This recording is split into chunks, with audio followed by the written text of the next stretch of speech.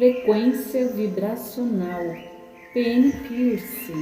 Capítulo 2. À medida que as ondas cerebrais se desaceleram até o estado θ, encontramos compreensão sobre a natureza do verdadeiro eu. O ego começa a morrer e a ser substituído pela percepção da alma.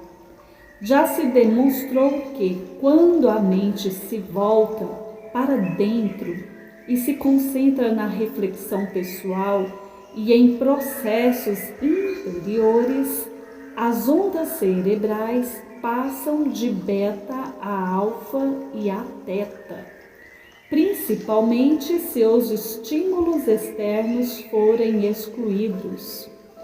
As pessoas que meditam costumam entrar em estados θ profundos e revelam que sentem unidade dentro de si e com todos os outros seres. É uma ironia que, do ponto de vista da consciência normal da vigília, os estados mais profundos pareçam-se com o sono e o transe. E, no entanto, quando nos tornamos conscientes dentro deles, uma percepção muito mais expansiva se desperte. A entrada no estado delta promove experiências de estar fora do corpo. Sua sensação de eu se expande até tornar-se coletiva e universal.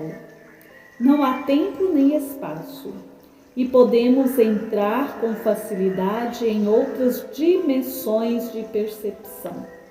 Não é fácil atingir esses estados profundos enquanto se está alerta e consciente, já que o nível delta nos leva a uma percepção unificada, não utilizada, que é avassaladora para o ego.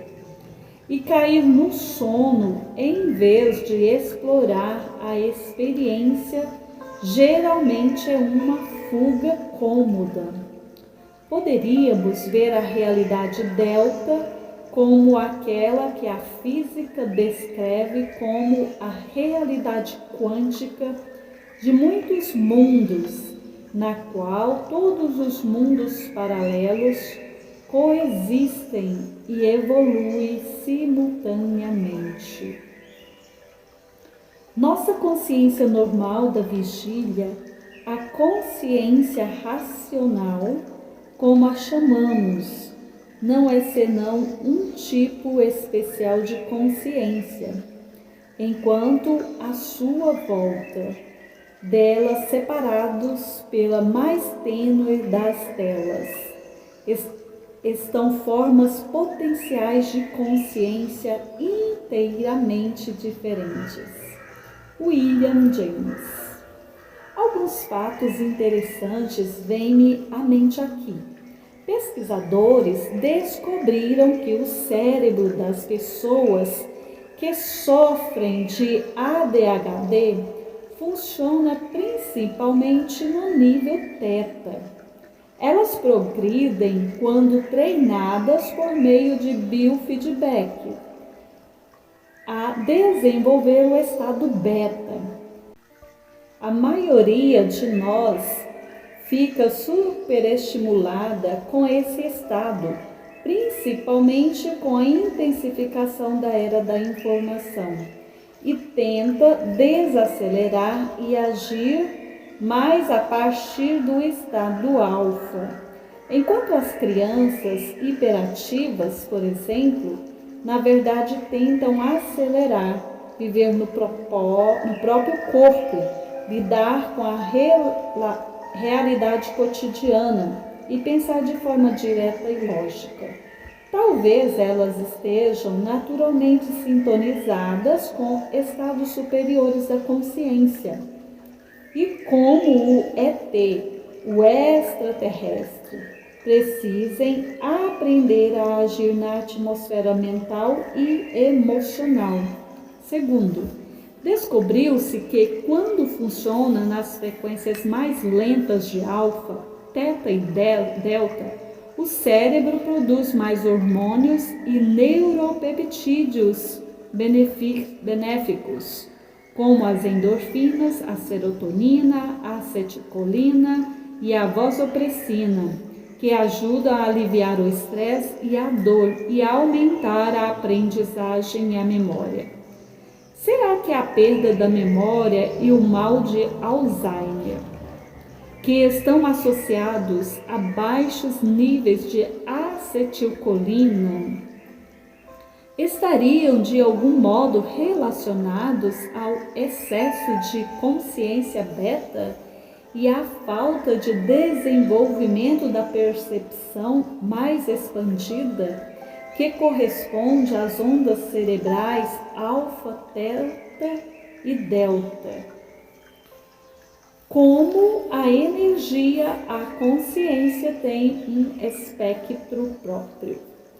Vimos como as ondas cerebrais se ligam a diferentes níveis de percepção, mas será que não poderíamos decompor ainda mais detalhadamente os tipos de percepção inerentes a cada frequência de onda? Christopher Lenz trabalha há muito tempo como facilitador do treinamento de sincronização das ondas cerebrais para a expansão da consciência do Murray Institute na Virgínia, que utiliza padrões sonoros e tem efeitos drásticos sobre as ondas cerebrais e os estados da consciência. Ele descreveu-me os níveis de percepção, principalmente aqueles que ocorrem nos estados teta e delta, que foram constatados e definidos pelos participantes do treinamento ao longo dos anos. Nesse treinamento, os participantes são transportados por frequências específicas de acordes e batidas que mudam continuamente e são transmitidos por fones de ouvido estereofônicos, de estados ordinários a estados não ordinários de consciência. Eles partem do relaxamento profundo, depois se expandem até além da percepção sensorial e em seguida vão além do tempo e do espaço e entram num estado que os leva a realidades não físicas.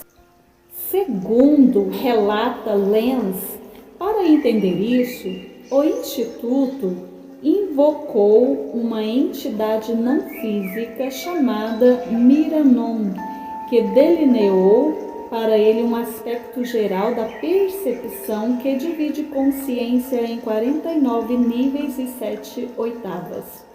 Os participantes do treinamento visitaram então a maior parte desses níveis e criaram relatórios no Instituto de formar um consenso com base no que haviam experimentado em comum. No sistema de Miranon, os níveis de 1 a 7 pertencem à consciência do mundo vegetal. Os níveis de 8 a 14 correspondem ao reino animal.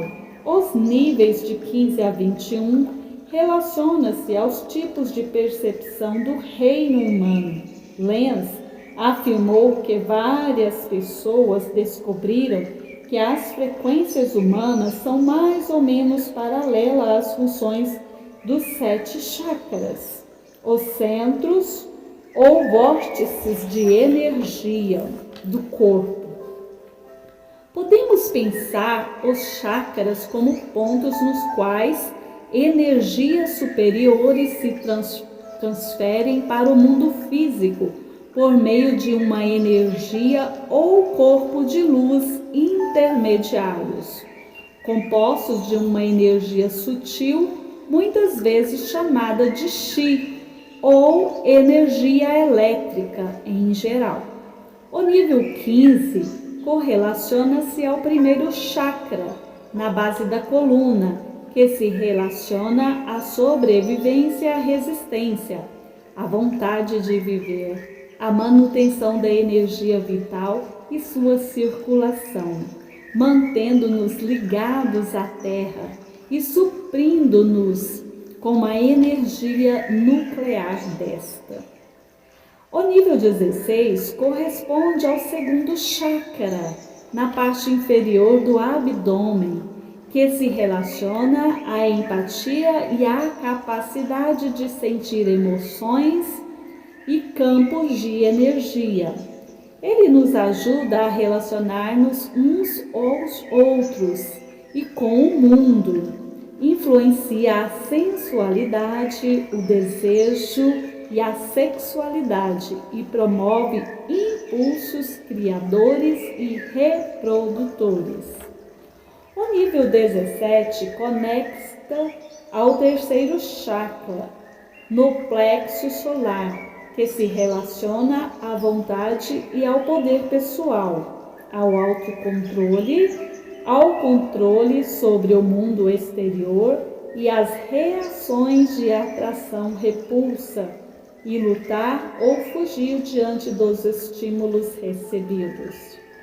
O nível 18 relaciona-se ao quarto chakra, o centro do coração, que se relaciona à interconexão de nossos eus físico e não físico, no equilíbrio da vida alinhada com princípios universais e a compreensão perfeita de nossa inter-relação com os outros e com a natureza. Ele promove compaixão, confiança e empatia refinada. O nível 19 corresponde ao quinto chakra, o da garganta, que se relaciona à transição da vontade pessoal para uma vontade superior, a fé, ao contato com as fontes superiores de orientação e informação, a expressão pessoal inspirada e a comunicação autêntica. O nível 20 correlaciona-se ao sexto chakra, ou terceiro olho, na região central da testa, que se relaciona à capacidade de ver através da forma as dinâmicas e padrões de energia subjacentes que nos ligam às experiências não físicas do eu. Ele nos abre a intuição, a imaginação, a criatividade inspirada e a percepção aguçada. O nível 21 corresponde ao sétimo chakra, o da coroa, que se relaciona à transição de nossa identidade do ego individual para a alma, ligando-nos às fontes mais sublimes de orientação, à compreensão cósmica e à interconexão com todas as outras almas e o universo. Ele é muitas vezes vivido como um ponto de encontro com seres não físicos. Existem percepções além do reino humano. Lenz continuou descrevendo os níveis de 22 a 28. O reino que se situa além da percepção humana normal e está relacionado em grande parte às experiências após a morte. A meu ver, esses são níveis particularmente interessantes, já que constituem um mapeamento de reinos que tanto eu quanto muitos outros clarividentes e místicos já visitamos em estados alterados de percepção. O nível 22 correlaciona-se a realidades oníricas de nível superior, à demência, ao delírio e os estados de anestesia. Ele se verifica em paciente em coma, podendo ser usado para se estabelecer contato com eles. Além disso, é o nível em que os mortos que não acreditam numa vida além túmulo podem dormir por tempo indefinido. O nível 23 está associado às pessoas que tinham medo da morte e não sabem que morreram, ou que não conseguem superar uma ideia ou emoção limitadora após a morte. Isso é típico de suicidas, dependentes ou pessoas que morrem com altos níveis de resistência, amargura ou pesar. Os níveis 24, 25 e 26 relacionam-se a crenças e expectativas físicas, nos conceitos que as pessoas têm uma relação e como será a vida além túmulo. Por exemplo, quando as pessoas creem que soarão trombetas ao chegar ao céu, elas as ouvirão, ou se acreditarem numa figura religiosa, elas a encontrarão. Os níveis relacionam-se ainda a sistemas de crença e visões de mundo rígido que as pessoas têm com relação ao modo como a vida na Terra funciona. Se a família tiver importância primordial, elas permanecerão em seus padrões de família após a morte. Se o poder ou a liberdade sexual forem importantes, elas continuarão a agir com base nisso. Lenz afirma que as pessoas podem permanecer nesses níveis por muito tempo, séculos, na verdade, até descobrirem outras possibilidades com a ajuda de guias. O nível 27 é um reino conhecido como o parque. Ele é um tipo de centro de recepção para onde a maioria das pessoas vai após a morte. Para muitos, ele parece um parque imenso, verde e tranquilo, com árvores e gramados maravilhosos. Aqui as pessoas reencontram entes queridos, já mortos, trabalham com guias para entender o que estavam aprendendo na vida, vão para um centro de rejuvenescimento para recobrar a energia, examinam suas possíveis vidas futuras, estudam na vasta biblioteca dos registros arcásticos, onde a memória planetária é armazenada, ou simplesmente relaxam e brincam até estarem prontas a seguir em frente. Alguns são treinados como guias e operários de resgate, aprendendo a voltar a níveis inferiores para elevar as almas perdidas até um estado em que possam ir adiante sozinhas. O nível 28 é um estado mais abstrato, que constitui a última associação com a condição humana, às vezes chamado de sétimo céu, aqui onde residem as almas não reencarnadas, que estão integrando toda a sua vida. As pessoas entram em contato com altos mestres, salvadores e profetas.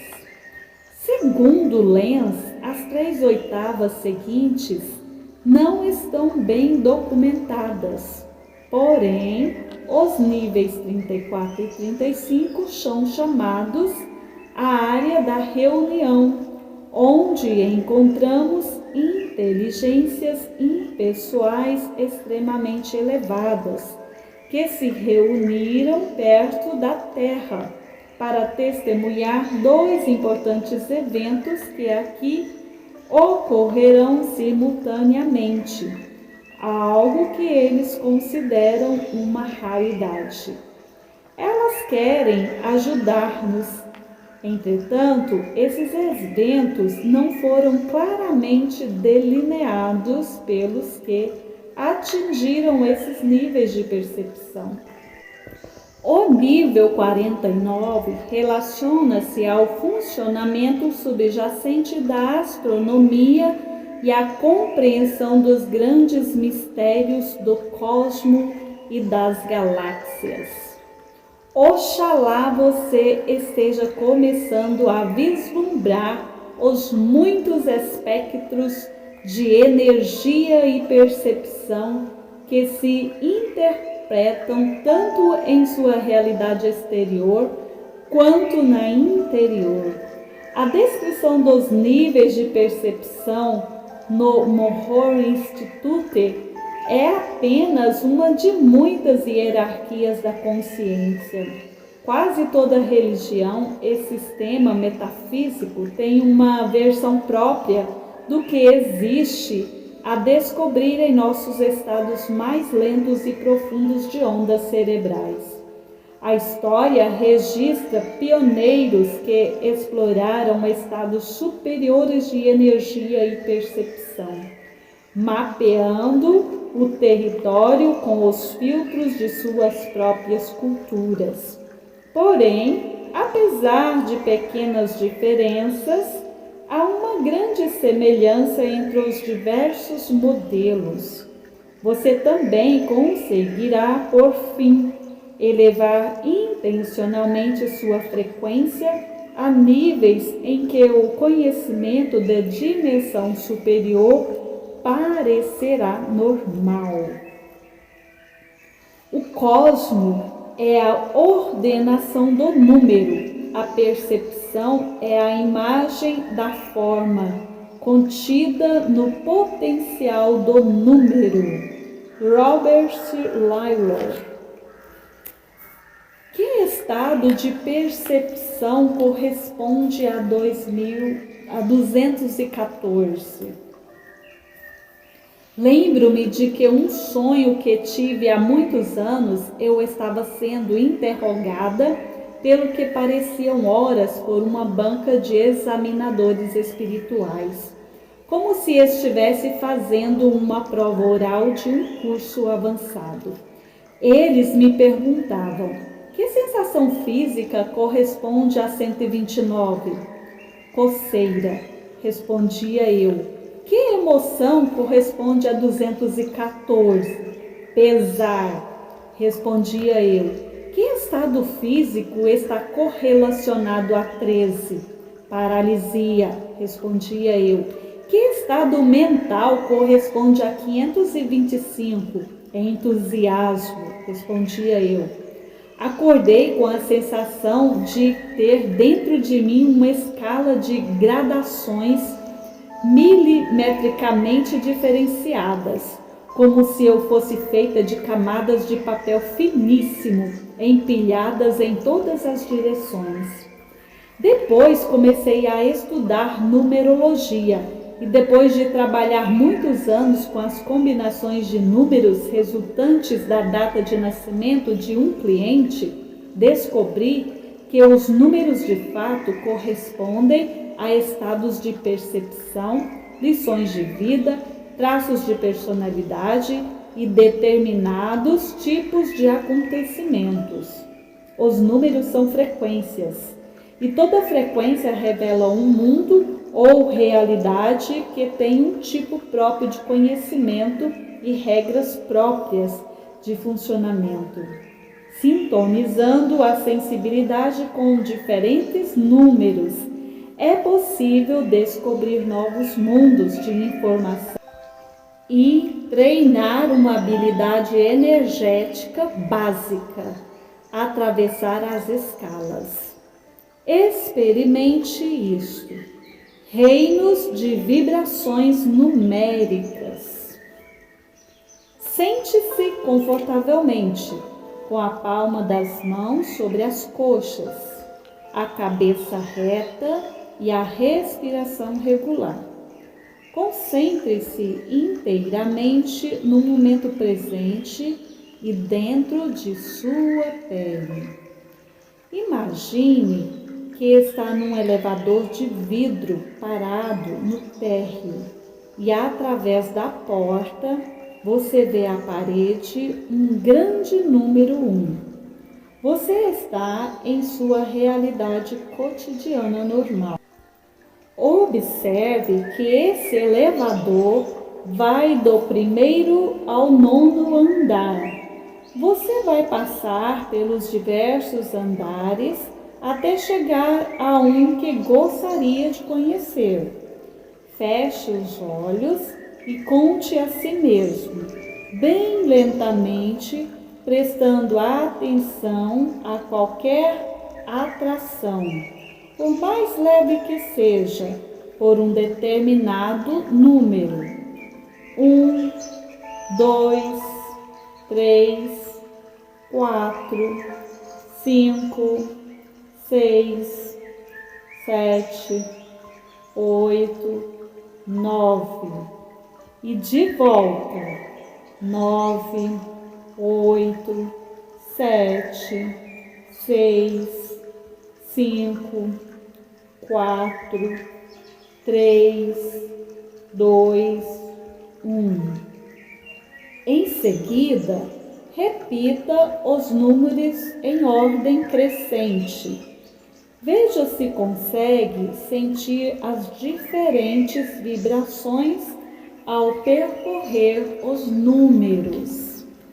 Finalmente, você se sentirá intuitivamente atraído por um determinado número. O elevador vai parar no andar que corresponde a ele. Quando a porta se abrir, saia. Aqui, um novo mundo que ressoa com o número que você escolheu. Sinta a vibração e ajuste-se a ela. Trata-se de uma frequência de que você precisa para seu corpo, suas emoções ou sua mente, e que contém um tipo específico de energia e sabedoria.